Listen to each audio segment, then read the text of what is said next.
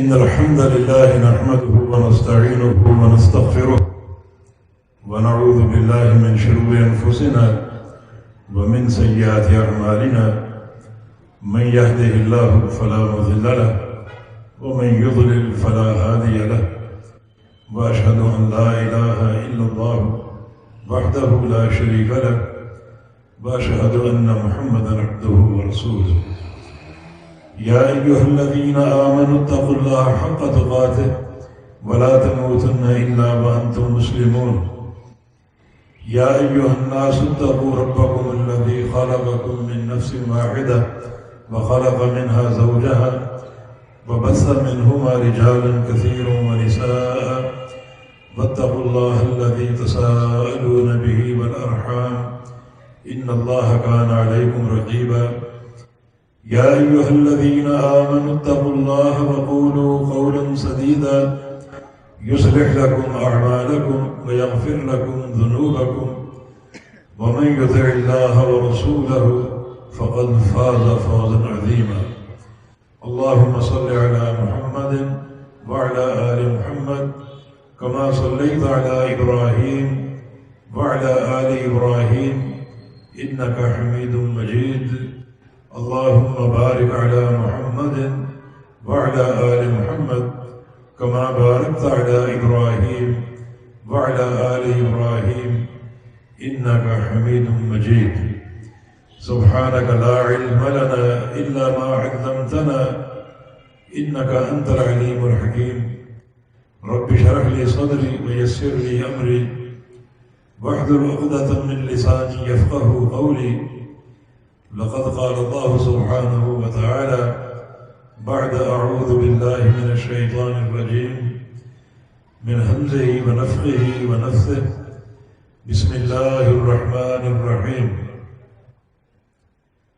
فاستمسك بالذي أوحي إليك إنك على صراط مستقيم وإنه لذكر لك ولقومك وسوف تسألون واسأل من أرسلنا من قبلك من رسلنا أجعلنا من دون الرحمن آلهة يعبدون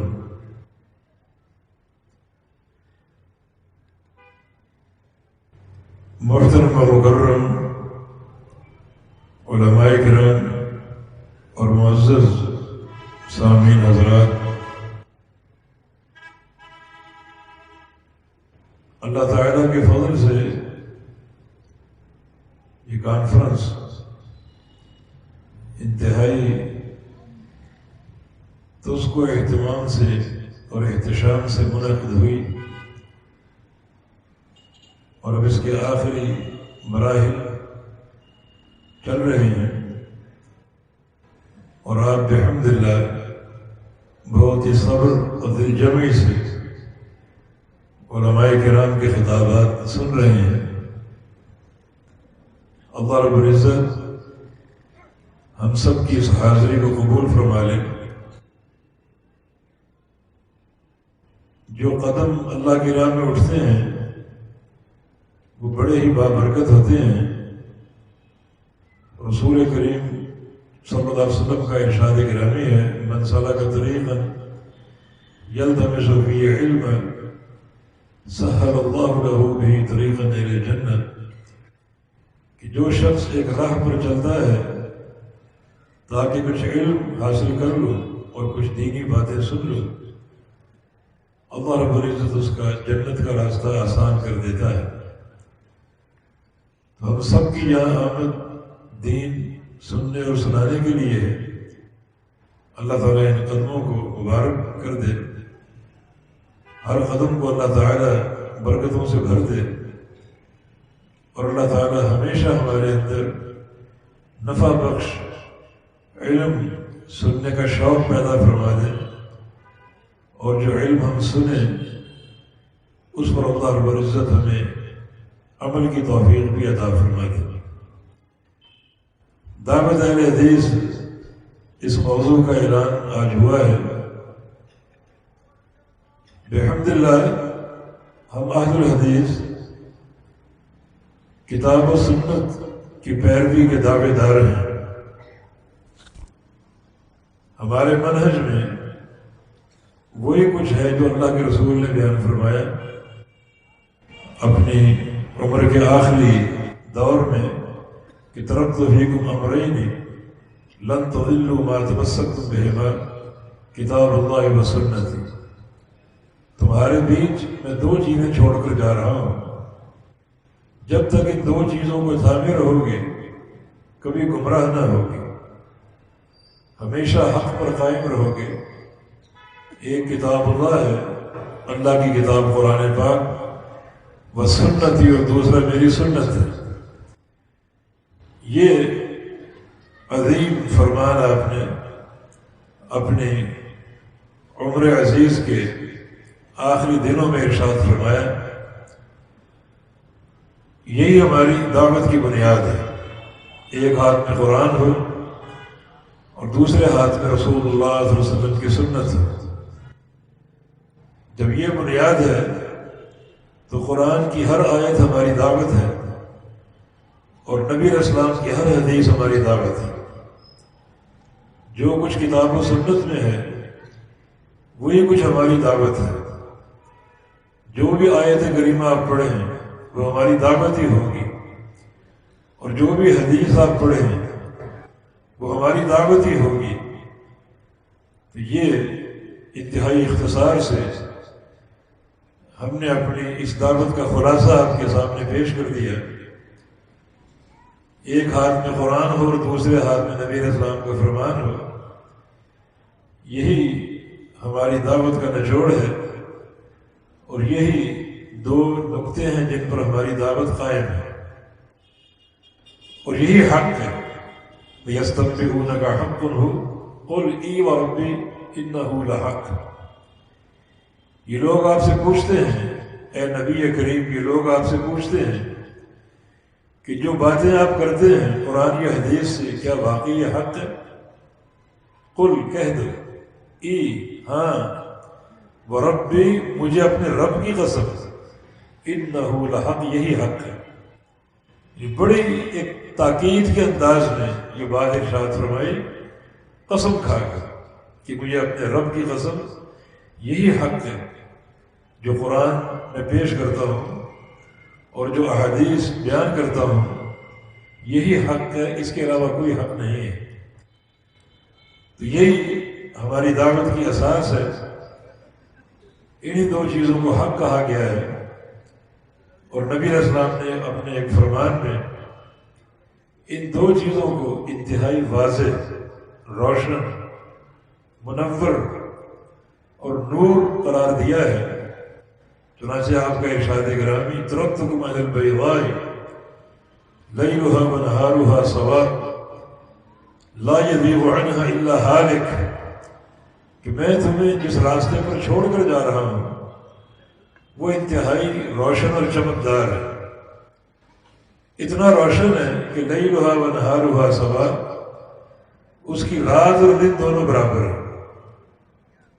اس کی رات اور دن دونوں برابر ہیں۔ جو راستہ میں تمہیں دے کر جا رہا ہوں، جس راہ پر تمہیں چھوڑ کر جا رہا ہوں، اس کی رات اور دن برابر ہے۔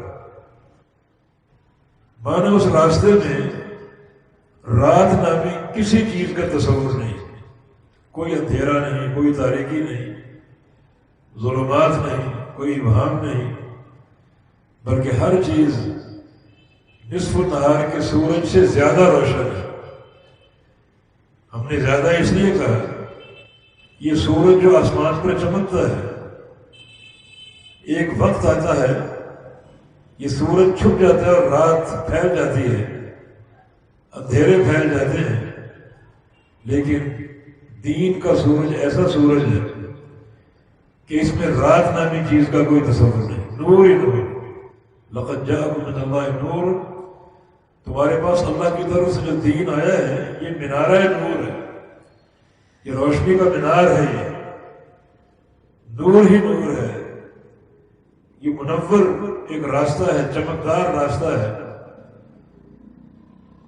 اور اسی راستے کے بارے میں قرآن کہتا ہے کہ اِنَّا نَحْنُ نَزَّلْنَا الذِّكْرَ وَإِنَّا لَهُ لَحَافِظُونَ، کہ ہم ہی نے قرآن حدیث اتارا اور ہمیں اس کے محافظ ہیں۔ ہم اس کی حفاظت کریں گے، اس کی حفاظت کا ذمہ ہم نے لیا ہے، ہم ہی اس کی حفاظت کریں گے، ہم ہی نے اس کو اتارا ہے اور ہم ہی اس کی حفاظت کریں گے۔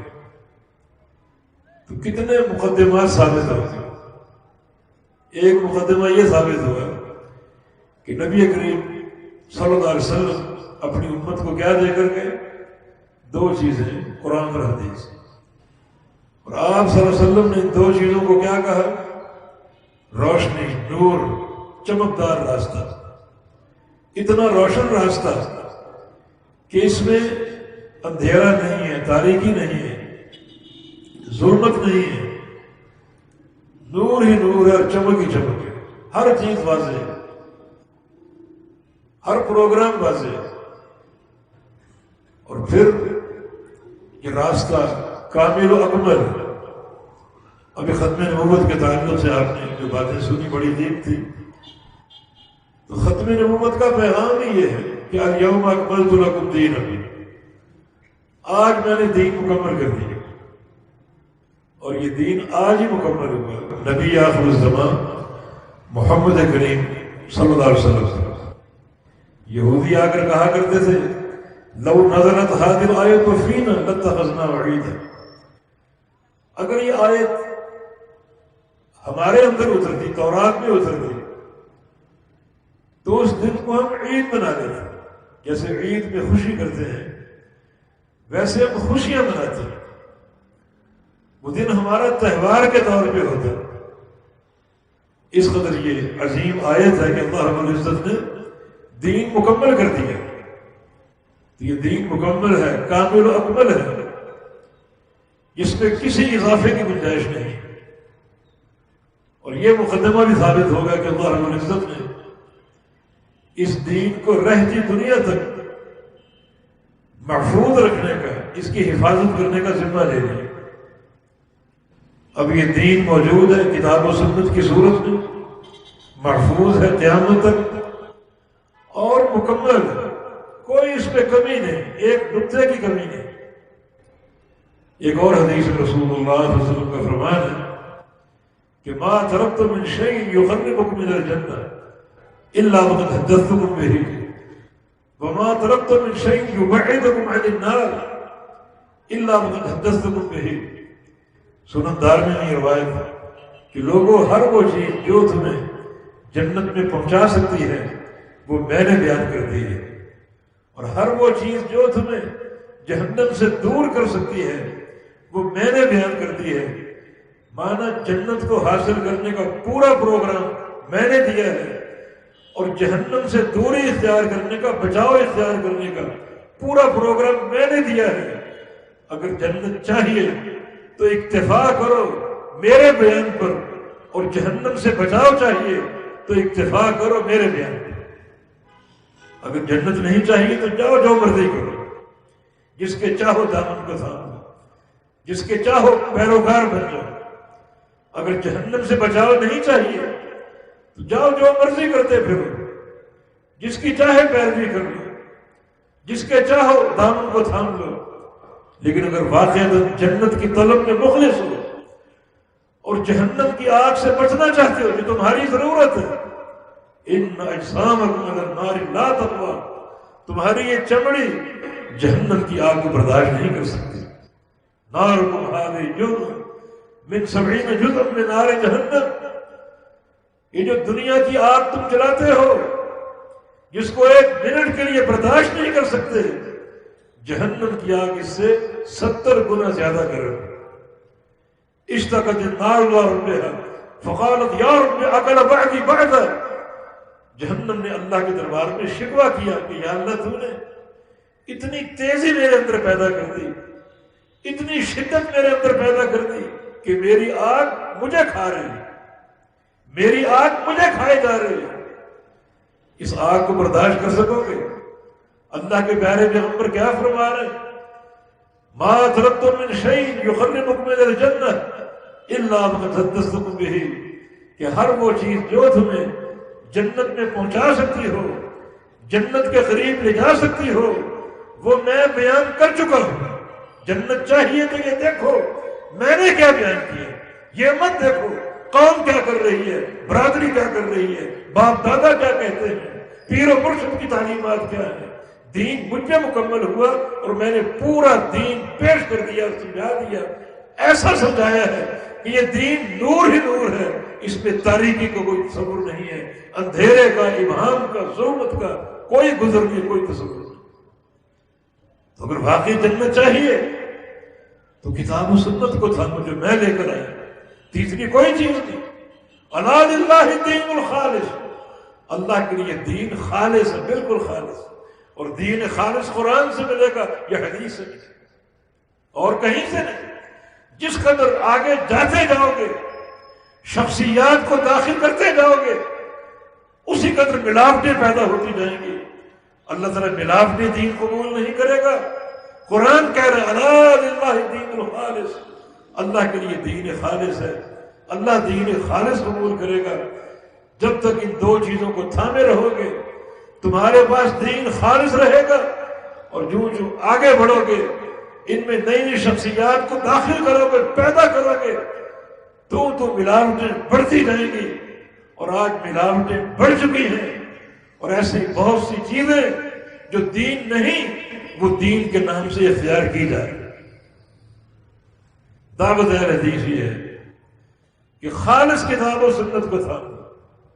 دیکھیں قرآن کیا کہہ رہے ہیں، سورہ زخرف، فاستمسک بالذی اوحی الیک انک علی صراط مستقیم۔ اے محمد کریم صلی اللہ علیہ وسلم، جو آپ کی طرف وحی کی جا رہی ہے اسے مضبوطی سے تھام۔ استمسک مانا قوت سے پکڑنے، مضبوطی سے پکڑنے میں، جیسا کہ نبی علیہ السلام کے ایک حدیث میں اس مضبوطی سے تھامنے کی تعبیر موجود ہے کہ عضوا علیہا بالنواجذ، کہ اس کتاب و سنت کو تھام لو اتنی مضبوطی کے ساتھ کہ ہاتھوں سے نہ پکڑو بلکہ داڑھوں میں دبا لو۔ داڑھوں کی گرفت ہاتھوں سے زیادہ پکی ہوتی ہے، مضبوط ہوتی ہے، اتنا مضبوطی سے پکڑ لو گویا وہ چیز آپ نے داڑھوں میں دبا لی۔ فاستمسک، مضبوطی سے تھام لو، مضبوطی سے پکڑ لو کس چیز کو؟ ما اوحی الیک، جو آپ کی طرف وحی کی جا رہی ہے۔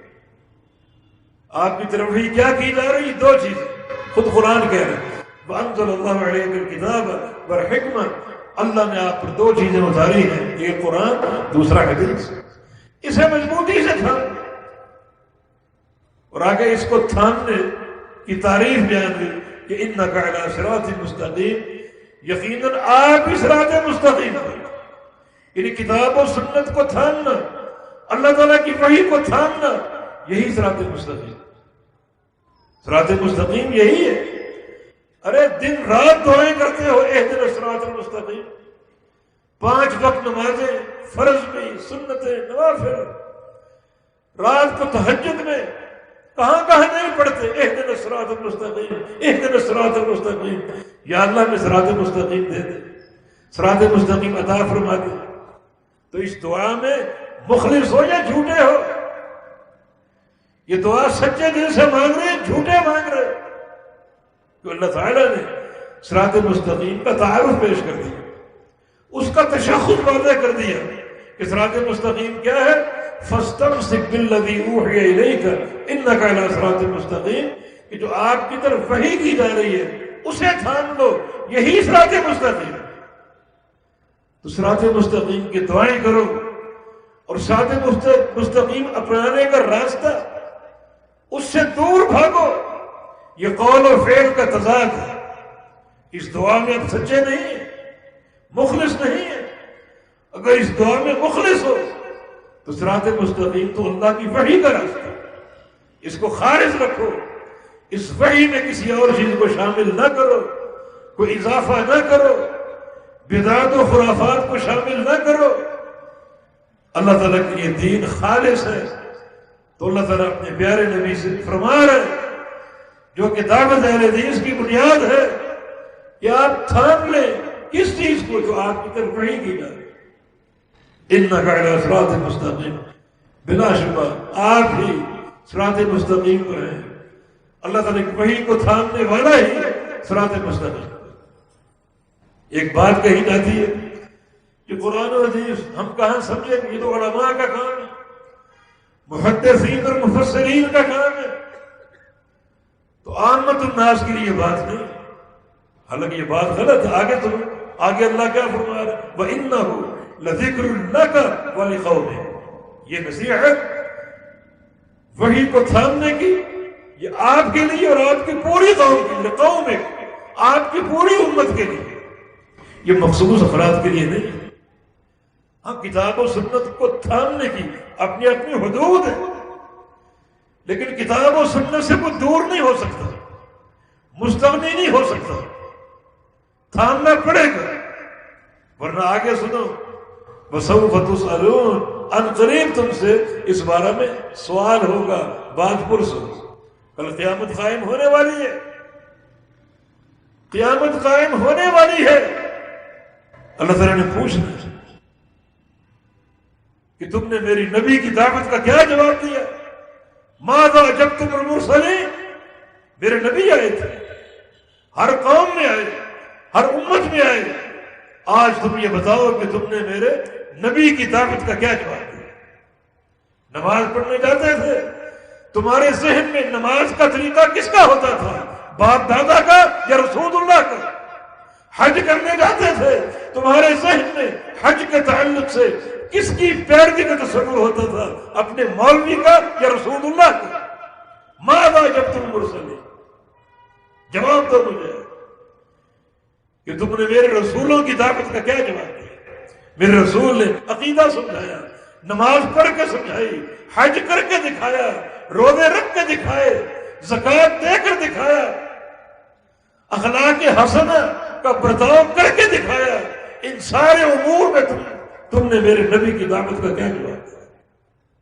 یہ سوال ہوگا، اس کا جواب تیار کر لو۔ ہر بندے سے بات پرس ہوگی کہ تم نے میری نبی کی دعوت کا کیا جواب دیا؟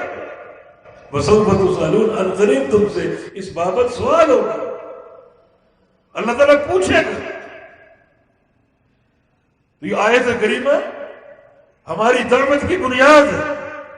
اگلی آیت ہے وَاسْأَلْ مَنْ أَرْسَلْنَا مِنْ قَبْلِكَ مِنْ رُسُلِنَا أَجَعَلْنَا مِنْ دُونِ الرَّحْمَنِ آلِهَةً يُعْبَدُونَ، اے میرے حبیب پوچھئے، آپ پوچھئے، اللہ اپنے نبی سے مخاطب، آپ پوچھئے، کن سے پوچھئے؟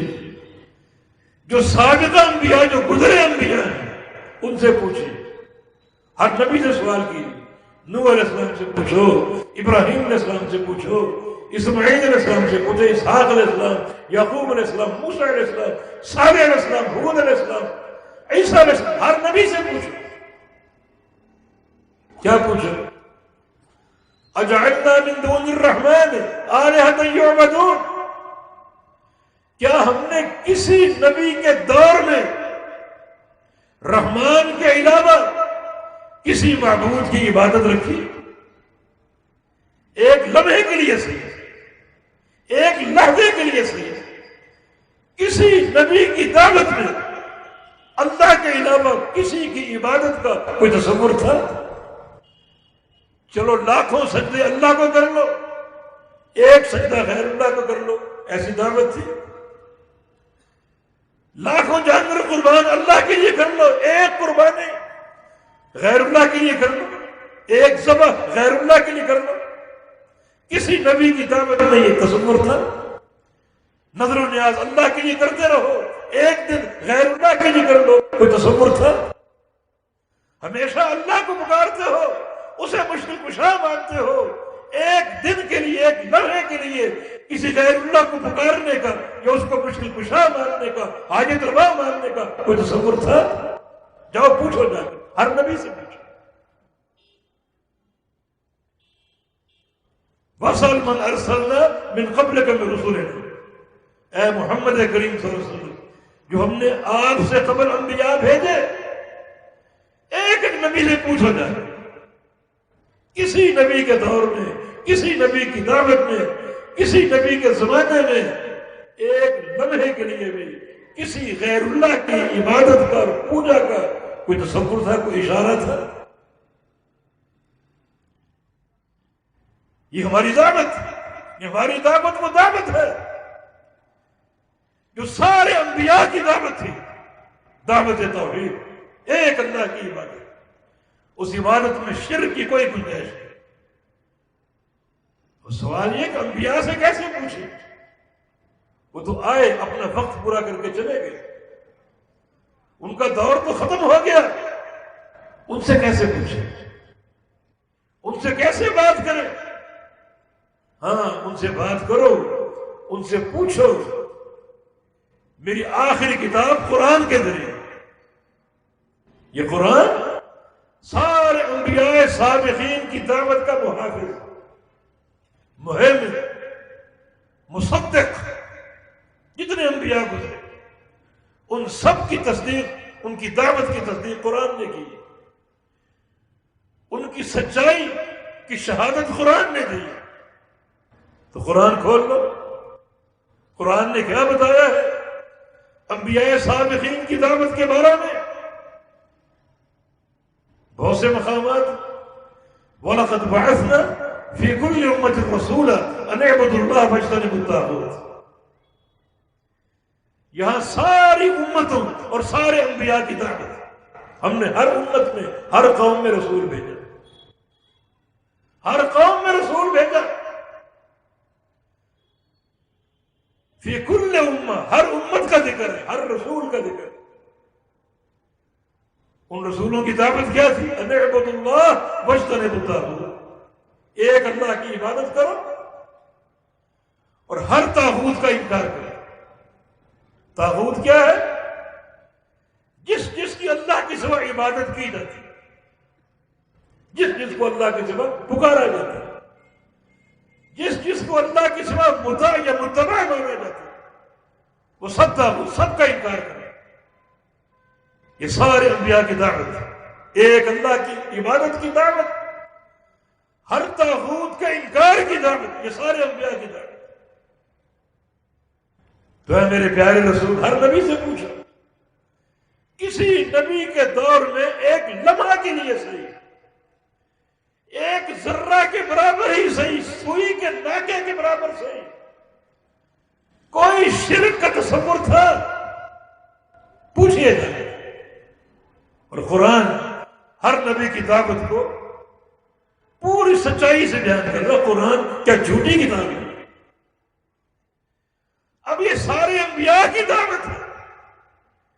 جو لوگ مبتلا شرک ہے وہ صرف رسول اللہ کی دعوت کے منکر نہیں ہے، بلکہ سارے انبیاء کی دعوت کے منکر ہیں۔ ابراہیم علیہ السلام کی دعوت کے، نوح علیہ السلام کی دعوت کے، موسیٰ اور عیسیٰ علیہ السلام کی دعوت کے، سب انبیاء کی دعوت کے منکر۔ شرک کی آمیزش چاہے ایک سوئی کے ناکے کے برابر کیوں نہ؟ قرآن کی ایک آیت، الذین آمنوا ولم یلبسوا ایمانہم بظلم اولئک لہم الامن وہم مہتدون۔ اس کا ظاہری معنی یہ ہے جو لوگ ایمان لائے اور ان کے ایمان میں ظلم شامل نہ ہو، ظلم، ان کے لیے امن ہے اور یہ لوگ ہدایت یافتہ ہیں۔ ان کے لیے امن، دنیا میں امن، مرنے کے بعد قبر میں امن، قیامت کے دن اللہ کے عذاب سے امن، یہ امن ہی ہے کن کے لیے؟ جو ایمان لائے اور ان کے ایمان میں ظلم شامل۔ جناب عبداللہ بن مسعود رضی اللہ عنہ راوی اس قصے کے کہ شق ذالک علی اصحاب رسول اللہ، آیت کریمہ اتری، صحابہ کرام پر بڑی گراں گزری کہ ظلم تو ہو ہی جاتا، ظلم تو ہو ہی جاتا، بھائی بھائی پر ظلم کر بیٹھتا ہے، کبھی باپ بیٹے پر ظلم کر بیٹھتا ہے، کبھی شوہر بیوی پر ظلم کر بیٹھتا ہے، کبھی انسان اپنے اوپر ظلم کر لیتا ہے، ظلم تو ہو ہی جاتا ہے۔ اور قرآن کہہ رہے ایمان لائے اور ایمان میں رتی برابر ظلم نہ ہو، اس کے لیے امن، ظلم تو ہو جاتا ہے۔ ایُّ ظلم یظلم، بھلا کون ہے جو ظلم نہیں کرتا؟ تو پھر ہمارے لیے امن نہیں ہے کیا؟ ہم ہدایت پر نہیں ہے کیا؟ یہ بات بڑی گراں گزری صحابہ پر۔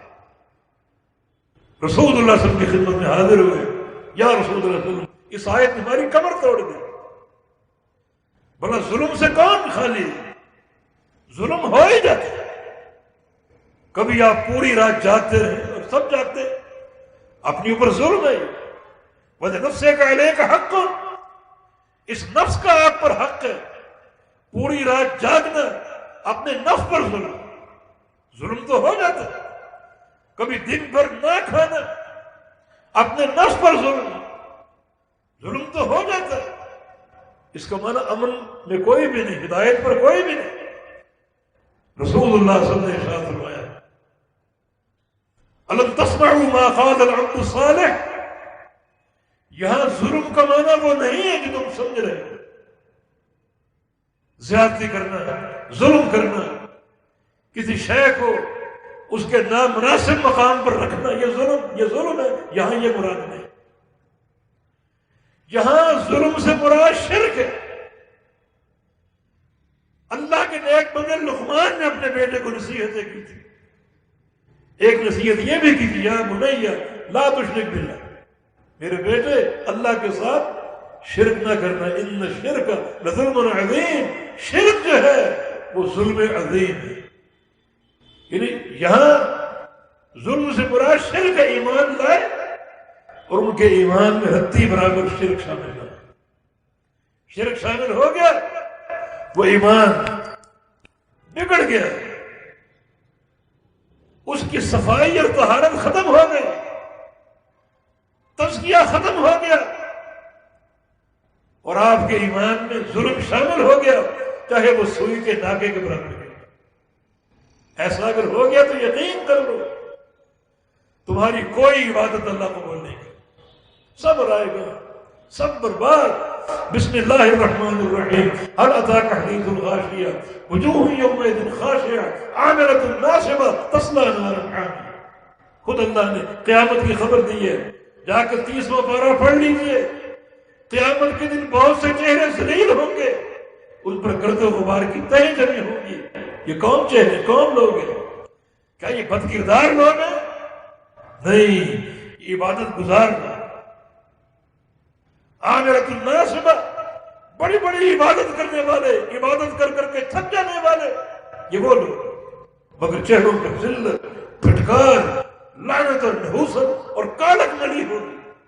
یا اللہ، عبادت کے باوجود عبادات کر کر کے تھک جانے والے، لیکن تصلی نارا حامیہ، دہتی ہوئی جہنم کی آگ میں داخل ہو، یہ جہنم کا لقمہ بن جائیں گے.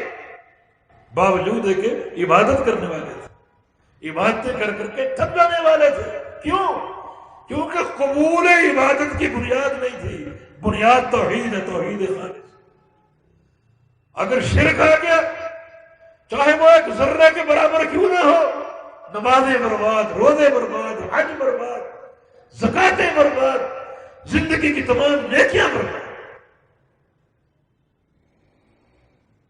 اتنا یہ معرکۃ الحرام مسئلہ، بلکہ شرک کا ارتکاب بندے کو ایمان کی دولت سے محروم کر دیتا ہے، وادی کفر میں داخل کر دیتا ہے. وہ قصہ میں نہیں پڑا ابو واقد اللیثی کی روایت سے؟ نبی علیہ السلام جب مکہ فتح کر چکے تو اگلا معرکہ آپ کا جنگ حنین کے لیے. یہ دونوں معرکے ایک ہی سفر میں مکہ فتح ہوا.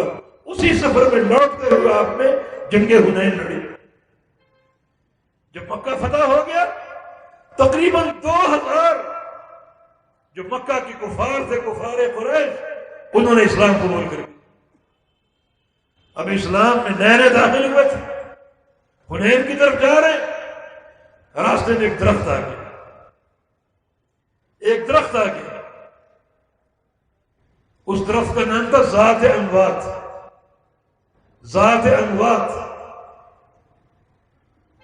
وہ مکہ کے جو نئے مسلمان تھے انہیں اپنا پرانا دور یاد آ گیا.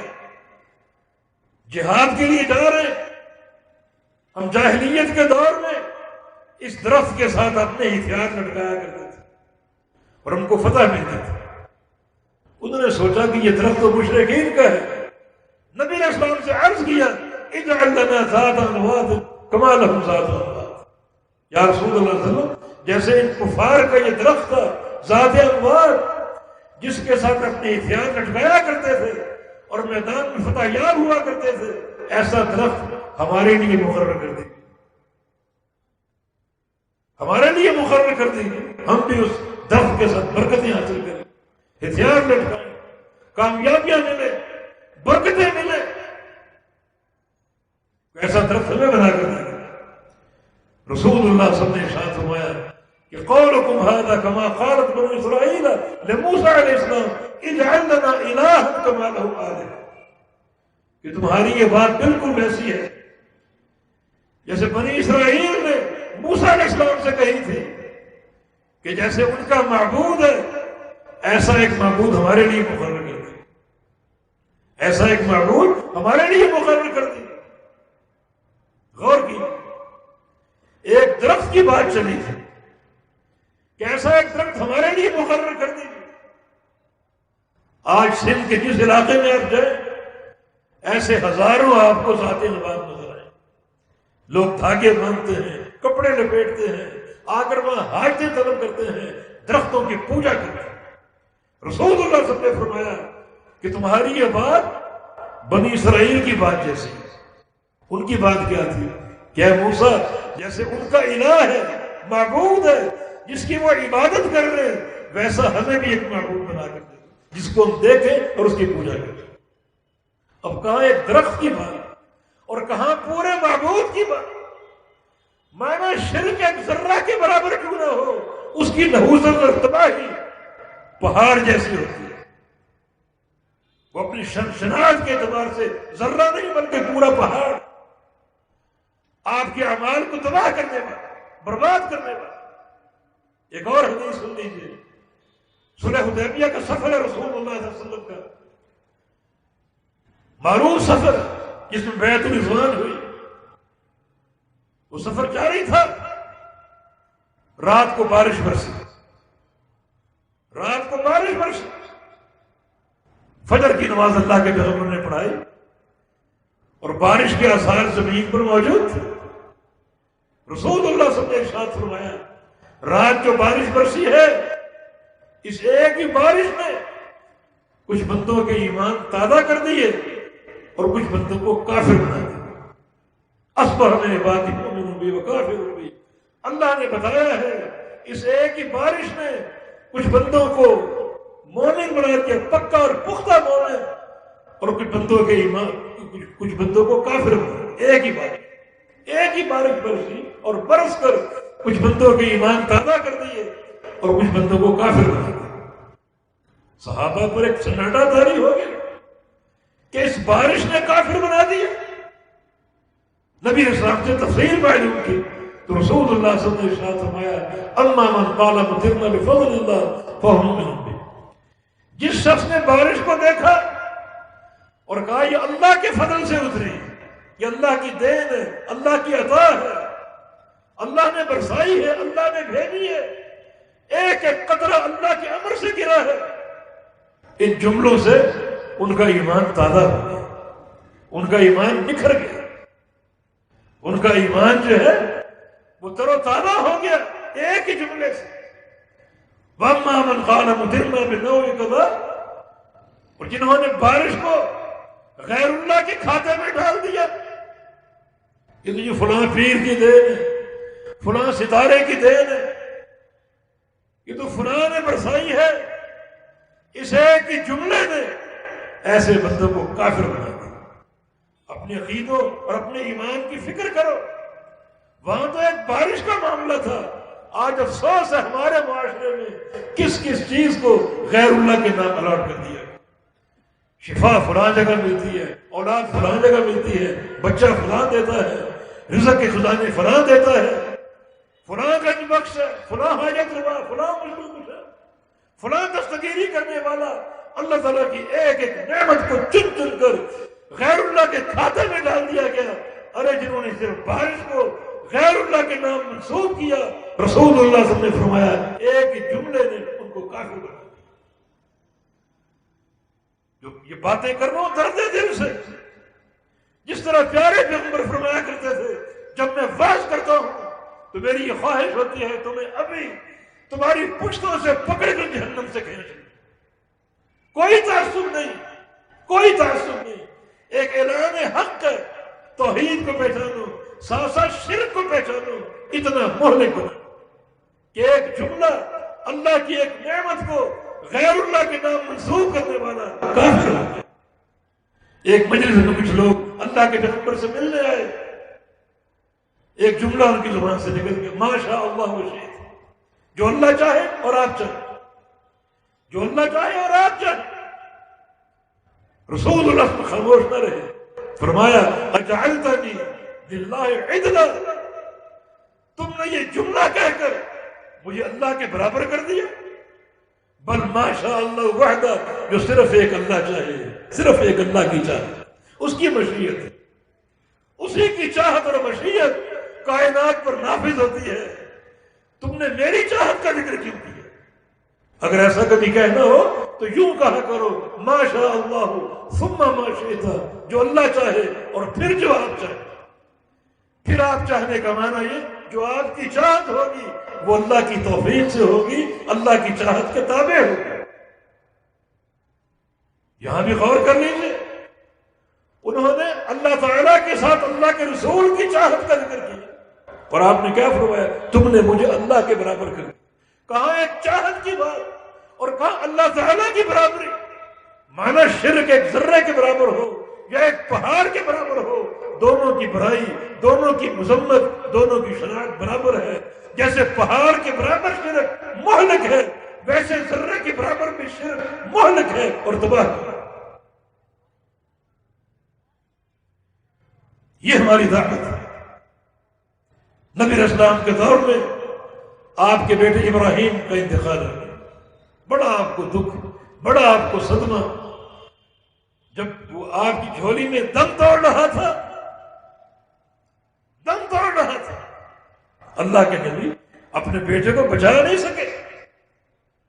موت و حیات اللہ کے پاس، پیدا کرنا اللہ کا کام ہے، موت دینا اللہ کا کام ہے، اس میں کسی انسان کو کوئی دخل نہیں۔ آپ کی آنکھوں سے آنسو جاری، ان العین تدمع والقلب یحزن وما نقول الا ما یرضی ربنا وانا بفراقک یا ابراہیم لمحزونون۔ آنکھوں میں آنسو ہیں اور دل میں غم، رنج و الم۔ میرے بیٹے ابراہیم، تیری وفات کا صدمہ تو بہت ہے مجھے، مگر زبان سے ایسا کوئی لفظ نہیں کہوں گا جو اللہ کو ناراض کرے۔ جتنا بڑا صدمہ، ایسا کوئی جملہ نہیں کہوں گا جو اللہ کو ناراض کر دے۔ بیٹا فوت ہو گیا، اس وقت کچھ قریش، کفار قریش نے اور پھر یہودیوں نے ایک شوشہ چھوڑ دیا، منافقین ان کے ساتھ شوشہ چھوڑ دیا کہ جو سورج گرہن، اس دن سورج گرہن ہوا تھا، سورج کو گرہن لگا، یہ سورج گرہن جو ہوا ہے یہ آپ کے بیٹے ابراہیم کی وفات کی وجہ سے۔ یہود بڑی خبیث قوم ہے، مسلمانوں کے عقیدوں کو خراب کرنے کے لیے ہر وقت کوشاں رہتے تھے۔ یہ بات خلاف عقیدہ تھی کہ سورج گرہن ابراہیم آپ کے بیٹے کی وفات کی بنا پر، انہوں نے عقیدہ یہ بیان کر دیا کہ سورج گرہن یا کسی مشہور شخصیت کے مرنے پر ہوتا ہے یا کسی مشہور شخصیت کے پیدا ہونے پر ہوتا ہے۔ تو آج چونکہ ابراہیم آپ کا بیٹا فوت ہوا، اللہ کے نبی کا بیٹا، تو اس مشہور شخصیت کی وفات پر سورج گرہن۔ نبی علیہ السلام حالانکہ دکھ، رنج و الم کی کیفیت میں تھے، بیٹے کی جدائی کا صدمہ تھا آپ کو، لیکن بات عقیدے کی ہو رہی، بات توحید اور شرک کی ہو رہی۔ آپ نے صحابہ کو جمع کیا، صحابہ جمع تھے، نماز کسوف ادا کی تھی نبی علیہ السلام کے ساتھ، تو آپ نے نماز کے بعد خطبہ ارشاد فرمایا کہ ان الشمس والقمر آیتان من آیات اللہ لا ينکشفان لموت احد لا لحیاتہ، کہ لوگوں یہ سورج اور چاند اللہ کی دو نشانیاں ہیں، انہیں گرہن نہ کسی کے پیدا ہونے پہ لگتا ہے نہ کسی کے مرنے پہ لگتا ہے۔ یہ آسمان پہ اللہ تعالیٰ کی نشانی ہے، انہیں گرہن اگر لگتا ہے تو اللہ کے امر سے لگتا ہے، کسی کی موت و حیات سے نہیں لگتا۔ ہمارا کیا عقیدہ ہے؟ ہم نے جو آسمانی حوادث کے تغیرات ہیں، ان کی تاثیر زمین میں پیدا کر دی، اور جو زمین کے تغیرات ہیں ان کی تاثیر آسمانوں میں پیدا کر دی۔ جناب یہ فلکیات کا نظام، اور جناب یہ جو سیارے اور یہ برجیں ہیں، جب فلاں سیارہ نمودار ہوگا، اس دور میں جو بندہ پیدا ہوگا وہ ایسا ہوگا، ویسا ہوگا، مالدار ہوگا، غریب ہوگا، اس کے لیے سفر بابرکت ہوگا، فلاں کے لیے منحوس ہوگا۔ یہ آسمانی حوادث، ان کی تاثیر ہم نے زمین میں قائم کر دی۔ میڈیا اس میں پوری طرح ملوث، اخبارات پوری طرح ملوث ہیں، اور برجوں کا نظام، سیاروں کا نظام روزانہ بیان ہوتا ہے۔ فلاں سیارہ عقرب ہے، زہرہ ہے، مریخ ہے، اس کے دور میں پیدا ہونے والے ایسے ہوں گے، ویسے ہوں گے، ویسے ہوں گے۔ رسول اللہ صلی اللہ علیہ وسلم نے کیا فرمایا تھا کہ جنہوں نے فلاں ستارے کے ظاہر ہونے کو بارش کا سبب قرار دیا، اور جنہوں نے زمین میں فلاں شخصیت کی موت کو سورج گرہن کا سبب بنا دیا، فرمایا کہ یہ شرک ہے، کفر ہے، شرک اور کفر۔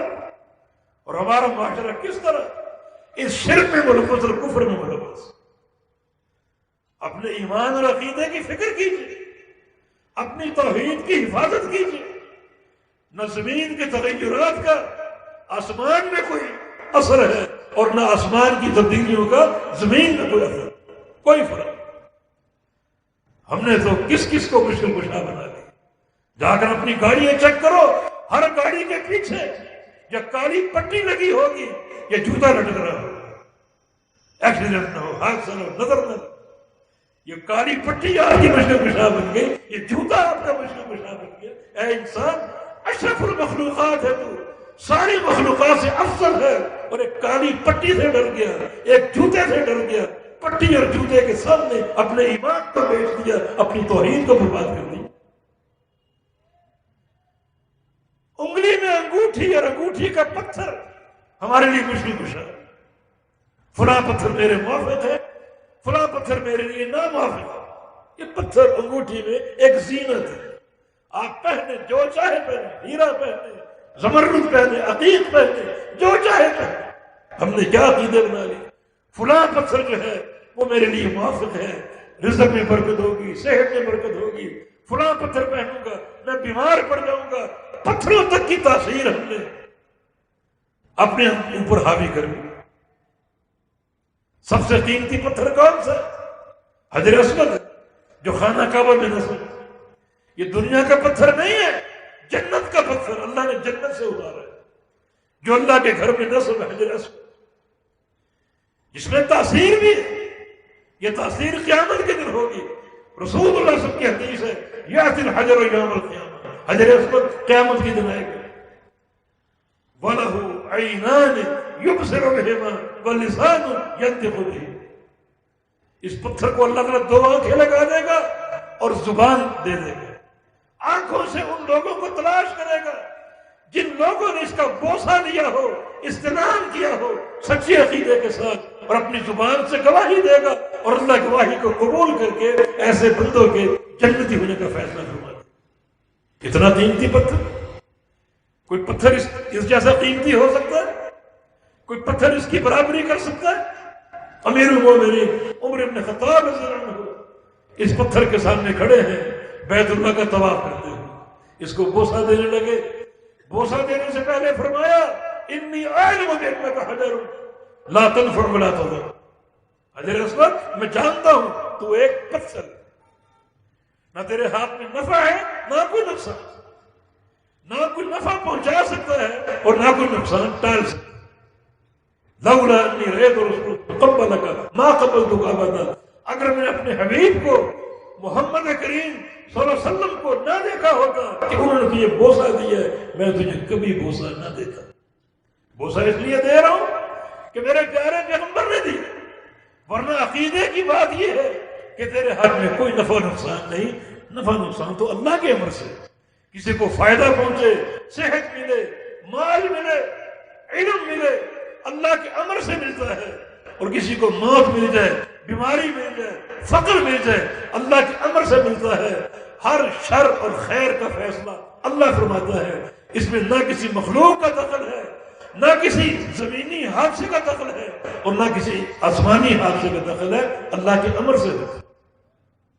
لوگوں نے کیسی کیسی باتیں کی، اور پیارے پیغمبر نے ان کے عقیدوں کو کس طرح شرکیہ قرار دے کر انہیں ایمان سے خارج قرار دیا۔ ان کے بارے میں فرما دیا کہ یہ لوگ وادی کفر میں داخل ہو گئے۔ والذین آمنوا لم یلبسوا ایمانہم بظلم، جو لوگ ایمان لائے اور اپنے ایمان میں ظلم شامل نہیں کیا۔ ظلم کیا ہے؟ شرک۔ ان کے ایمان میں شرک نہیں، ان کے لیے نمبر 1 امن۔ کہاں؟ دنیا میں۔ دنیا میں استقرار، دنیا میں سلامتی۔ کسی ہندوستان سے ڈرنے کی ضرورت نہیں، کسی امریکہ اور چین سے ڈرنے کی ضرورت نہیں۔ امن، اللہ امن دے گا۔ اللہ نے توحید میں امن کے وعدے کیے ہیں اور توحید میں امن کی ضمانت دی۔ کوئی تمہارا کچھ نہیں بگاڑ سکتا، کوئی کچھ نہیں بگاڑ سکتا۔ اگر تمہارا ایمان خالص ہو اور اس ایمان میں ایک سوئی کے ناکے کے برابر بھی شرک نہ ہو، امن ملے۔ کل مر کے کہاں جاؤ گے؟ قبر میں۔ قبر معلوم ہے قبر میں کیا ہوگا۔ اگر کسی کو عذاب قبر ہوگا، اس کی قبر جہنم کا گڑھا بن جائے۔ صدیاں اس کو عذاب جھیلنا پڑے، 99 سانپ اس کی قبر میں چھوڑے جائیں جو اس کے جسم کو کاٹیں گے، اپنے زہر سے بھریں گے۔ ایک قطرہ ان سانپوں کا اگر زمین پر ٹپکا دیا جائے، پوری زمین کی معیشت کڑوی ہو جائے، اور قیامت تک یہ زمین ایک اناج کا دانہ پیدا نہ کر سکے۔ تو وہ انسان، یہ 6 فٹ کا انسان جس کو 99 سانپ اور بچھو ڈسیں گے اور کاٹیں گے، کیا اس کی اذیت کا عالم ہوگا؟ کیا اس کی تکلیف کا عالم ہوگا؟ فرشتوں کے ہاتھوں میں ہتھوڑے ہیں، گرزے بھاری بھاری اس پر برساتے رہیں گے۔ نبی علیہ السلام نے فرمایا جو چیخ اس کی برآمد ہوگی، اگر وہ چیخ اللہ تعالیٰ دنیا کو سنا دے، پوری دنیا کو مر جائے۔ اتنا عذاب شدید۔ اولئک لہم الامن، اگر ایمان لاؤ سچا، اس میں شرک یا میلش نہ ہو، تو قبر میں ہم امن دیں۔ تمہاری قبر کو جنت کا باغیچہ بنا دیں، تمہاری قبر کو کشادہ کر دیں، تمہاری قبر کو منور کر دیں۔ تمہاری قبر جو ہے وہ انتہائی پاکیزہ بن جائے گی، جس میں کوئی تکلیف نہیں۔ نم کا نامت العروس، سو جا، دلہن کی طرح سو جا، بڑی خوشی اور مسرت کے جذبات کے ساتھ۔ شرط کیا ہے؟ لہم الامن، اگر توحید قبول کر لو اور اس توحید میں ایک ذرہ برابر بھی شرک یا میلش نہ ہو، امن ملے۔ وہم مہتدون، اور یہی لوگ ہدایت یافتہ ہیں۔ امن کہاں کا ملے گا؟ دنیا میں، کسی سے خوف کھانے کی ضرورت نہیں۔ امن کہاں کا ملے گا؟ قبر میں، اللہ عذاب قبر سے بچائے گا۔ امن کہاں ملے گا؟ قیامت کے دن، جو رسات قیامت ہے، اللہ تعالیٰ کے سامنے حاضر ہونے کا منظر، میدان محشر کا وقوف، پورے صراط سے گزرنا، وزن اعمال کا مرحلہ، قنطرہ کا مرحلہ بڑا خوفناک۔ یہ سارے مراحل ہر انسان پر گزریں گے۔ ہمارا وعدہ ہے تمہاری توحید اور خالص ہے، اللہ تعالیٰ امن بھی دے گا اور ہدایت بھی دے گا۔ اولئک لہم الامن وہم مہتدون۔ اس لیے میرے بھائیوں، جو سارے انبیاء کی اور آخر الزمان ہمارے پیارے رسول محمد کریم صلی اللہ علیہ وسلم کی جو دعوت ہے، دعوت کا پہلا نقطہ، دعوت کا آغاز وہ توحید سے تھا۔ آپ کوہ صفا پر چڑھے اور فرمایا ایھا الناس قولوا لا الہ الا اللہ، لوگوں کہو، اقرار کرو لا الہ الا اللہ۔ لا الہ الا اللہ کیا ہے؟ یہ توحید کا کلمہ، کوئی معبود نہیں، کوئی معبود نہیں، سب کا انکار۔ معبود حق صرف ایک اللہ، باقی کسی نے بنا لیے سارے باطل، سارے جھوٹے، وہ کوئی زندہ ہو، مردہ ہو، زمین پر چلنے والا ہو یا قبروں کے اندر مدفون ہو، آسمان و زمین کے درمیان اڑتا ہو، کوئی نہیں، کوئی معبود نہیں۔ معبود حق صرف ایک اللہ رب العزت ہے، باقی سب معبود باطل ہے۔ یہ پیارے پیغمبر کی پہلی دعوت اس معاشرے میں جہاں زنا بھی تھا، چوری بھی تھی، ڈاکے بھی تھے، قتل و غارت گری بھی تھی، ناچ گانے کی محفلیں بھی تھی، شراب نوشی بھی تھی۔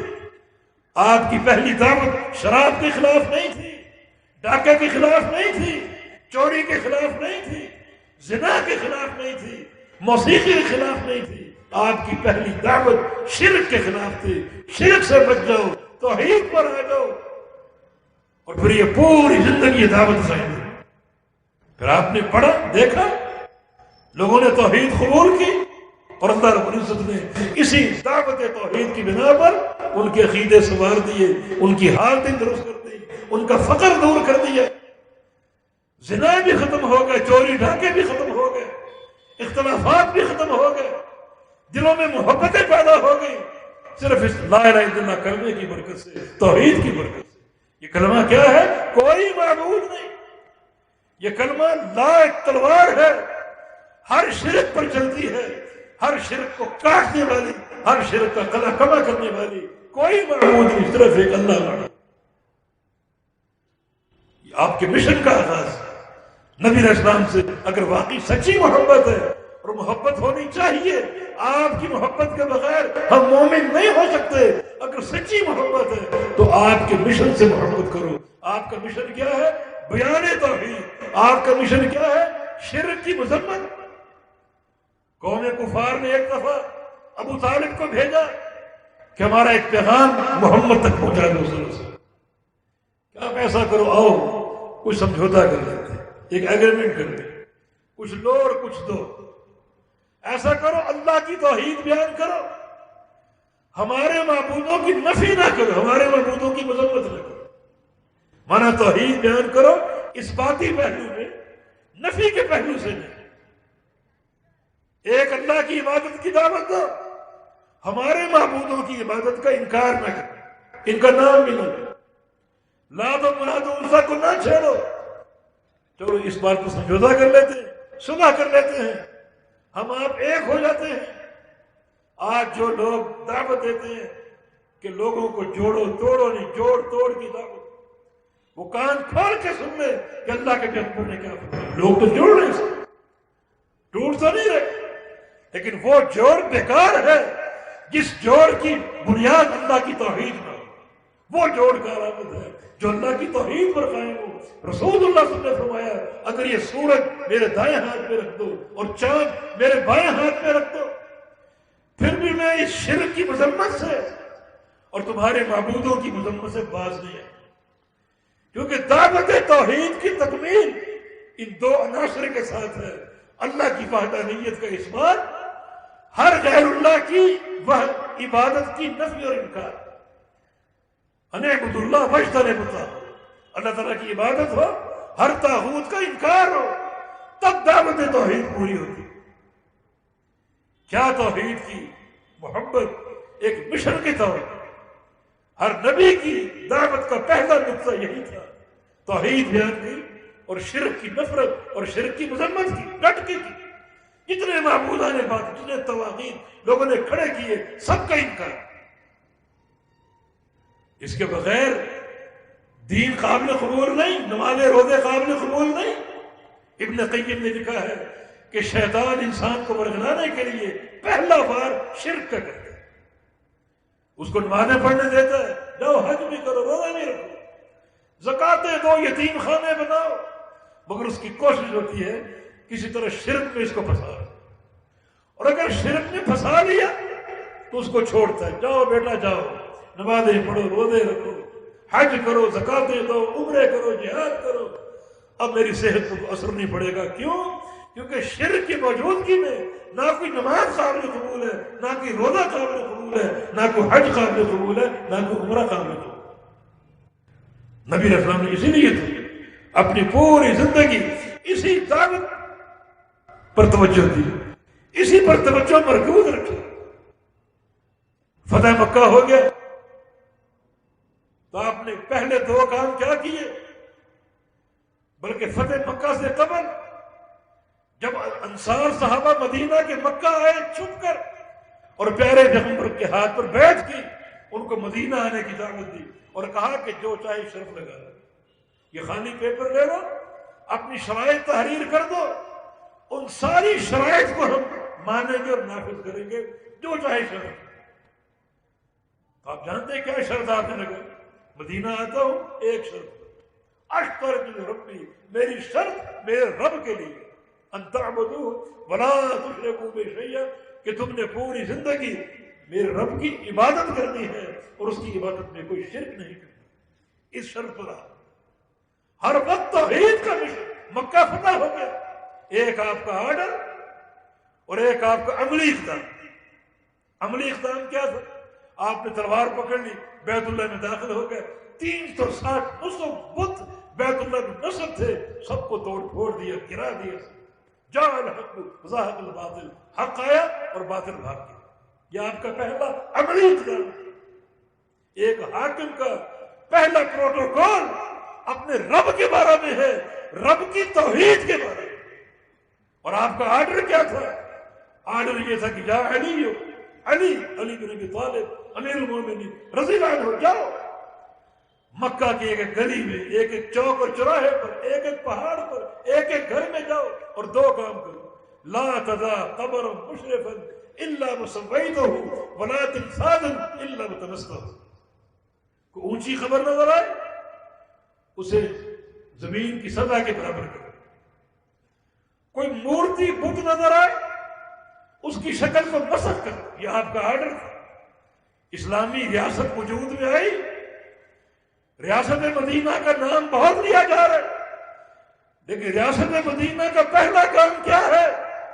رب تعالیٰ کا پروٹوکول، اس کی توحید کا پروٹوکول، شرک کی نفی ہو، شرک کے مراکز کی نفی ہو اور اس کی توحید کی اقامت ہو۔ اقامت توحید حکومت کا کام ہے، وقت کے حاکم کا کام۔ میرا آپ کا کام توحید بیان کرنا ہے، توحید سمجھانا ہے۔ اقتدار، سلطہ، طاقت، پاور گورنمنٹ کے پاس ہے، اپنی اس طاقت کو استعمال کرے اپنے رب کی توحید کے پروٹوکول کے۔ کس طرح قدم قدم پر آپ نے دعوت توحید کا اہتمام کیا، حتیٰ کہ آخری وقت آ گیا۔ آخری وقت میں آخری سانسیں ہیں، چند لمحات کے بعد قیام اجل آ چکا تھا۔ چند لمحات کے بعد آپ نے ایک دعا کی اور ایک بدعا کی، ایک دعا اور ایک بدعا۔ دعا کیا تھی؟ اللہم لا تجعل قبری وثنا یعبد، یا اللہ میرے فوت ہونے کے بعد میری قبر کو پوجا گاہ نہ بنا، میری قبر۔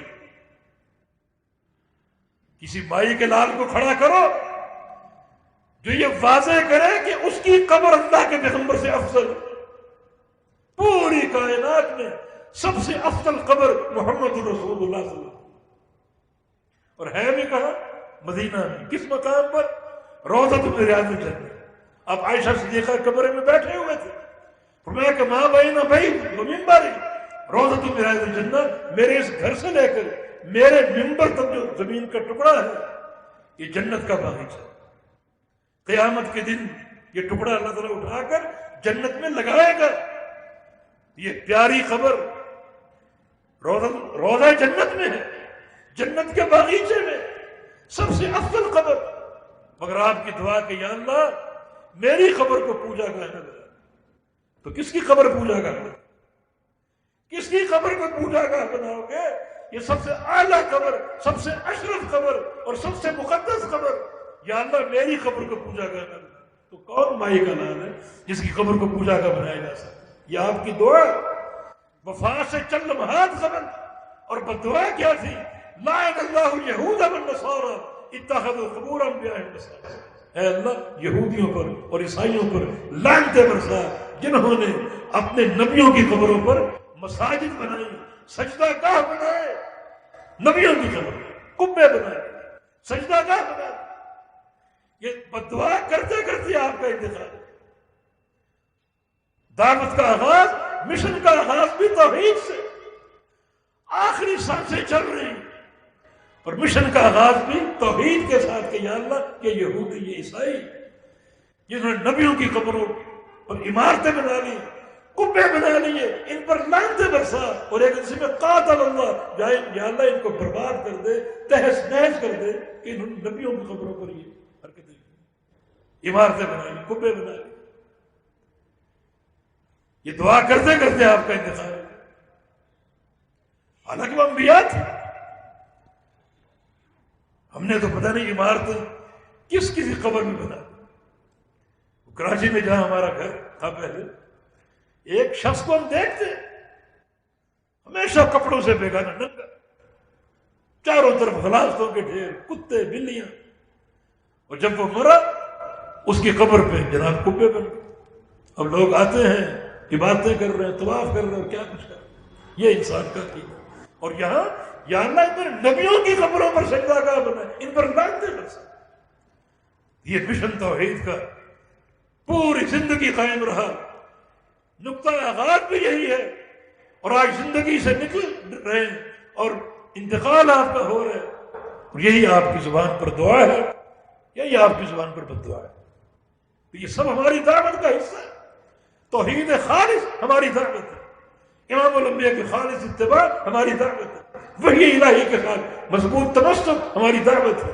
ہماری دعوت یہ حدیث ہے صحیح بخاری میں رسول اللہ صلی اللہ علیہ وسلم کا فرمان والذی نفس محمد بیدہ لا یؤمن احدکم حتی اکون احب الیہ من والدہ وولدہ والناس اجمعین. اس ذات کی قسم جس کے ہاتھ میں میری جان ہے اس وقت تک تم مومن نہیں ہو سکتے جب تک مجھ سے محبت نہ کرو. ایسی محبت جو ماں باپ کی محبت سے بڑھ کر ہو اولاد کی محبت سے بڑھ کر ہو اور پوری کائنات کی محبت سے بڑھ کر ہو. اللہ کے پیارے پیغمبر کی محبت کی دعوت ہماری دعوت کا ایک اہم بنیادی نقطہ ہے. اس وقت تک بندہ مومن نہیں ہو سکتا. اگر کسی بندے کے دل میں اللہ کے حبیب کی محبت نہیں تو مومن نہیں ہو سکتا. یہ ہماری دعوت.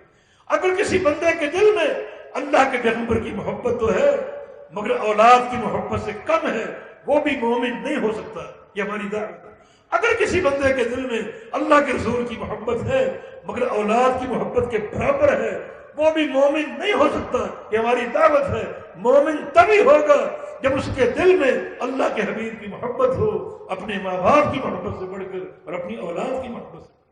ہماری دعوت کی بنیاد یہ آیت کریمہ بھی ہے الا ان اولیاء اللہ لا خوف علیہم ولا هم يحزنون الذین آمنوا وكانوا يتقون. کہ لوگوں خبردار جو اللہ کے اولیاء ہیں اللہ کے ولی ہیں ان پر کوئی خوف نہیں کوئی غم نہیں. اور اللہ کے ولی کون ہیں جن میں دو شرطیں پائی جائیں الذین آمنوا جن میں ایمان ہو سچی توحید ہو ایمان خالص ہو وكانوا يتقون اور متقی پرہیزگار ہوں اللہ اور اس کے رسول کی اطاعت کرنے والے ہوں نمازی ہوں روزے دار ہوں حج کرنے والے زکاتیں دینے والے اخلاق حسنہ کے علمبردار ہوں. یہ اللہ کے اولیاء ہیں. ہمارا ایمان ہے. یہ ولایت ایک مقام حق ہے. اللہ کے نبی کی امت میں بے تحاشا اولیاء موجود ہیں. کچھ گزرے کچھ آج موجود ہیں قیامت تک آتے رہیں گے. مگر ولایت کی یہ دو بنیادیں ہیں. ایک بنیاد ایمان خالص توحید خالص اور دوسری بنیاد تقوی پرہیزگاری اللہ تعالیٰ کی خشیت اللہ تعالیٰ کا خوف. یہ اللہ کے اولیاء جن پر کوئی خوف نہیں ہوگا کوئی غم نہیں ہوگا. یہ آیت کریمہ ہماری دعوت کا ایک اہم نقطہ. ہماری دعوت کا ایک اہم نقطہ یہ بھی ہے رسول اللہ صلی اللہ علیہ وسلم کی حدیث آپ کی محبت و فرض ہے آپ پر ایمان لانا فرض ہے اور پھر آپ کو محسن انسانیت قرار دے کر دن رات آپ پر درود پڑھا جائے. اللہ کے پیارے پیغمبر کی حدیث ہے من صلی علیہ واحدۃ صلی اللہ علیہ بہا عشرہ. جو بندہ مجھ پر ایک بار درود پڑھے گا اللہ اس پر 10 رحمتیں اتارے گا. نبی علیہ السلام کی حدیث ہے جو بندہ صبح شام 10 بار مجھ پر درود بھیجے گا قیامت کے دن حلت لہ شفاعت یوم القیامہ قیامت کے دن میں اس بندے کی شفاعت ضرور کروں گا. رسول اللہ صلی اللہ علیہ وسلم کی حدیث ہے کہ مجھ سے قیامت کے دن سب سے قریب کون ہوگا کہ دنیا کی زندگی میں مجھ پر زیادہ درود پڑھنے والا ہو. محدثین نے لکھا ہے کہ احد الحدیث محدثین احادیث بیان کرنے والے سب سے زیادہ اللہ کے پیغمبر پر درود پڑھتے ہیں. حدیثیں بیان کرتے ہیں ہر حدیث میں 2 بار کبھی 5 بار نبی علیہ السلام کا نام آتا ہے اور ہر بار نام آنے پر وہ صلی اللہ علیہ وسلم کہتے ہیں آپ پر درود بھی بھیجتے ہیں اور آپ پر سلام بھی بھیجتے ہیں۔ ہمارے یہ دعوت کا بنیادی حصہ ہے محسن انسانیت جن پر درود بھیجا جائے۔ نبی علیہ السلام کی حدیث ہے قیامت کے دن کچھ لوگ پورے صراط پار کر جائیں گے، سامنے جنت ہے مگر ان کو جنت کا راستہ بھلا دیا جائے گا، نصیحہ طریق الجنت، جنت کا راستہ بھلا دیا جائے گا، بھٹکتے پھریں گے، کتنی مدت بھٹکیں گے اللہ ہی جانتا ہے، کیوں بھلا دیا جائے گا؟ یہ وہ لوگ ہیں جو دنیا میں اللہ کے پیارے پیغمبر کا نام نامی لیتے یا آپ کا ذکر آتا اور آپ پر درود پڑھنا بھول جاتے، جنت کا راستہ بھلا دیا۔ ابی ابن کعب نے پوچھا یا رسول اللہ صلی اللہ علیہ وسلم اگر میں کہیں دعا کرنا چاہوں لیکن میں دعا کی بجائے آپ پر درود پڑھوں، مثلا گھنٹہ بیٹھنا چاہتا ہوں، آدھا گھنٹہ درود پڑھوں، آدھا گھنٹہ دعائیں مانگوں، فرمایا کہ درود پڑھو، اگر درود زیادہ پڑھنا چاہو تو پڑھ سکتے ہو۔ عرض کیا کہ اگر میں 2/3 درود پڑھ لوں، 1/3 دعا کر لوں، میں کہ ٹھیک ہے، اگر درود اور پڑھنا چاہو اور پڑھ سکتے ہو۔ یا رسول اللہ صلی اللہ علیہ وسلم اگر میں پوری مجلس پورا گھنٹہ آپ پر درود ہی پڑھتا رہوں اور دعا نہ مانگوں، یہ درست ہوگا؟ فرمایا کہ ہاں یہ درست ہوگا، ایسا اگر کرو گے اللہ تعالیٰ تمہاری ساری حاجتیں، تمہاری ساری دعائیں بغیر مانگے پوری کر دیں۔ نبی علیہ السلام پر درود پڑھنے کی برکتیں، دنیا کے فائدے، آخرت کے فائدے، ہماری دعوت کا بنیادی حصہ ہے کہ کثرت سے اللہ کے حبیب پر درود پڑھا جائے اور آپ پر سلام بھیجا جائے۔ نبی علیہ السلام کی حدیث ہے زمین کے گوشوں گوشوں میں فرشتے پھیلے ہوئے ہیں، امت کے جو افراد اللہ کے پیغمبر پر درود پڑھتے ہیں اور سلام بھیجتے ہیں، وہ فرشتے اس درود اور سلام کو لے کر اللہ کے حبیب پر پیش کرتے ہیں اور اللہ کے حبیب سلام کا جواب دیتے ہیں۔ تو کتنا گہرا تعلق، کتنا عظیم تعلق۔ تو ہم نے اختصار کے ساتھ کچھ دعوت کیا، اپنی بنیادی نقطے بیان کی، وقت چونکہ کافی ہو رہا ہے، مزید باتیں بہت ہو سکتی ہیں۔ اس دعوت کے تفصیلی اجزاء بے شمار اور سارے کے سارے کتاب و سنت کے دلائل سے آپ گواہی دیجیے گا۔ ہم نے اپنی کوئی بات نہیں کی، ہر بات یہ قرآن سے کی یا اللہ کے پیغمبر کی حدیث سے کی۔ اللہ تعالیٰ آپ کا آنا قبول فرما لے، اللہ یہ حاضری قبول فرما لے، اللہ اس کانفرنس کو، اس انتظام کو قبول فرما لے۔ جن کا تعاون شامل ہے، نوجوانوں کی محنت یا مالی تعاون، اللہ تعالیٰ سب کا یہ تعاون قبول فرما لے۔ جو کچھ سنایا اللہ اپنی رضا کے لیے قبول کر لے اور اللہ پاک ہمیں عمل کرنے کی توفیق عطا فرما دے۔ اقول قولی ھذا واستغفر اللہ لی ولکم وآخر دعوانا ان الحمد للہ رب العالمین۔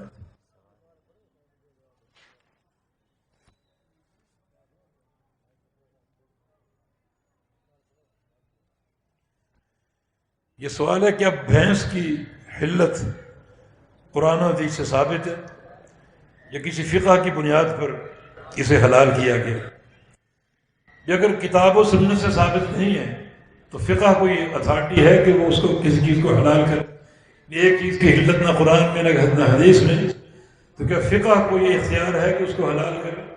دیکھیں اصل بات یہ ہے کہ بھینس ایک دنیاوی معاملہ، کھانے پینے سے متعلق ہے، یہ اس کا دودھ وغیرہ، اور دنیاوی امور کا جو قاعدہ ہے الاصل فی الاشیاء الاباحہ، قاعدہ یہ تمام فقہاء کے نزدیک کہ اصل جو اشیاء کا اصل ہے وہ اباحت ہے، اشیاء کا اصل جو ہے وہ اباحت، یعنی ہر چیز حلال ہے، جو آپ کو نظر آئے سب حلال ہے۔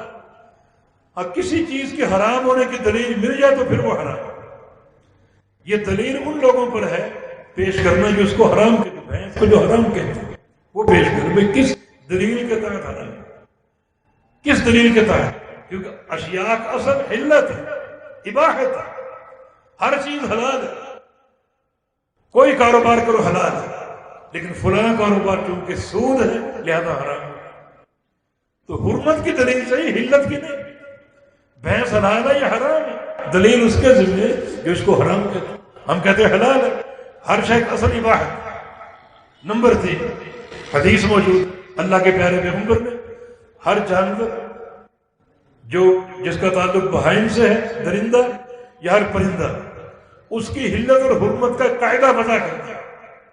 نہا رسول اللہ صلی اللہ علیہ وسلم عن کل ذی ناب من السباع وعن کل ذی مخلب من الطیر، یہ قاعدہ اساسی قاعدہ نبی علیہ السلام نے ہر وہ بہیمہ، ہر وہ جانور حلال قرار دیا ہے جو ذی ناب نہیں، یہ دو کچلیاں جس کی بڑی ہوتی ہیں، ذی ناب، اگر ذی ناب ہے وہ حرام ہے، اگر ذی ناب نہیں ہے تو وہ حلال ہے، اور بھینس ذی ناب نہیں ہے۔ اور پرندہ جو ذی مخلب ہے، اپنے پنجوں سے جو شکار پکڑتا ہے، شکار کو نوچتا ہے، اس کو حرام کیا ہے۔ جو پرندہ ذی مخلب نہیں ہے وہ حلال ہے۔ تو پرندوں اور بہائم کے بارے میں قاعدہ موجود ہے، ذی ناب بہیمہ حرام ہے، ذی مخلب پرندہ حرام ہے، تو واضح قاعدہ موجود ہے۔ اس لیے حدیث موجود ہے، کسی اور طرف جانے کی ضرورت نہیں، اور اس کے شواہد قرآن پاک سے بھی ملتے ہیں۔ آج بہت سے لوگوں کا نظریہ ہے کہ ہم حدیث وہ سنائیں گے جو قرآن کے موافق ہو، کہ حدیث قرآن کے خلاف ہو سکتی ہے؟ بالکل نہیں، بالکل نہیں۔ اگر آپ کہیں کہ فلاں حدیث قرآن کے خلاف ہے تو آپ کا ذہنی جو ہے وہ اختلاط اور ذہنی آپ کا مرض۔ اس طرح تو بہت سے لوگوں نے قرآنی آیتوں میں اختلاف کے دعوے کیے، ایسی 20 مثالیں موجود ہیں۔ مختلف لوگوں نے مختلف دور میں لکھا کہ قرآن کی فلاں آیت سے ٹکرا رہی، فلاں آیت سے ٹکرا رہی۔ کہیں قرآن کہتا ہے ہم مہر لگا دیں گے اور لوگ بول نہیں سکتے قیامت کے دن، اور کہیں کہتا ہے لوگ بولیں گے اور کلام کریں گے۔ لوگوں نے کہا یہ تعارض ہے۔ یہ تعارض نہیں ہے، ہر تعارض کا حل موجود ہے۔ اگر کتاب قرآن اور حدیث میں کوئی تعارض آپ کو نظر آتا ہے تو وہ آپ کا ذہنی خلل ہے، حقیقت میں تعارض نہیں ہے، اس کا حل موجود، اس کا جواب موجود ہے۔ کوئی مثال ہے تو پیش کریں، ہر تعارض کا حل موجود ہے، ورنہ خالی تعارض کا کھڑا ہونا یہ معاملہ مشکوک بناتا ہے۔ تو بہت سے لوگوں نے قرآنی آیتوں میں تعارض کے دعوے کیے ہیں اور 20 مثالیں بھی پیش کی ہیں، فلاں آیت فلاں سے ٹکرا رہی، فلاں آیت کے متعارض ہے، تو وہاں پھر کیا کرو؟ یقیناً جواب موجود ہے، وہی جواب یہاں بھی موجود ہے۔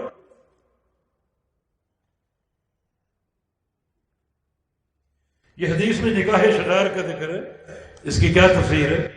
نکاح شغار ایک حرام نکاح کی قسم ہے، اور وہ یہ ہے کہ ایک شخص دوسرے سے کہے کہ تم میری بہن سے شادی کر لو، میں تمہاری بہن سے شادی کرتا ہوں، اور درمیان میں حق مہر نہ ہو۔ ویسے نکاح ہو سکتا ہے، زید عمر کی بہن سے نکاح کر لے، عمر زید کی بہن سے نکاح کر لے، جس کو ادلا بدلا کہتے ہیں۔ اگر بیچ میں حق مہر موجود ہے دونوں کا تو یہ نکاح درست ہے، لیکن حق مہر ختم کر دیا جائے تو پھر یہ نکاح شغار ہے اور ناجائز۔ کلمہ گو مشرک کے ساتھ رشتہ داری کرنا کیسا ہے؟ کہ کلمہ گو ہے، رشتہ نبھائیں اس کے ساتھ، بلکہ اور قریب کریں اس کو، تاکہ اس کو سمجھا سکیں، توحید اس پر وعدے کر سکیں، اور ممکن ہے آپ کی یہ تعلق اس کی ہدایت کا باعث بن جائے۔ اگر اس سے کشیدگی اختیار کر لو گے تو پھر اس کو سمجھائے گا پھر، تو اس کو قریب کرو، اس پر احسان بھی کر سکتے۔ مؤلفۃ القلوب قرآن نے ذکر کی ہے، لیکن اگر آپ دیکھیں کہ یہ شخص پرلے درجے کا معاند بن چکا ہے اور توحید کے خلاف سازشیں کر رہے ہیں، تو بعض اوقات ایسے لوگوں کی سازشیں آپ کی گمراہی کا سبب ہو سکتی ہیں۔ پھر بہتر ہے کہ اس سے دوری اختیار کر لی جائے، لیکن جب تک ہدایت کی توقع ہے تب تک تعلق قائم رکھیں۔ اللہ پاک توفیق عطا فرمائے۔